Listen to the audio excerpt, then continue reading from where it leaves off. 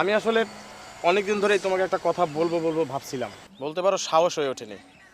তাই আজকে মনে অনেক সাহস নিয়ে ভাবলাম যে মনের কথা মনে চেপে রেখে লাভ কি, তোমাকে আজকে বলেই দেই, আই লাভ ইউ।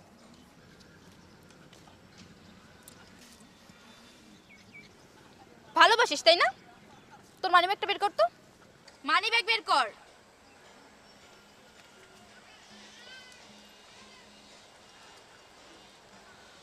7 টাকা, 7 টাকা নিয়ে আসছিস প্রপোজ করতে আমাকে।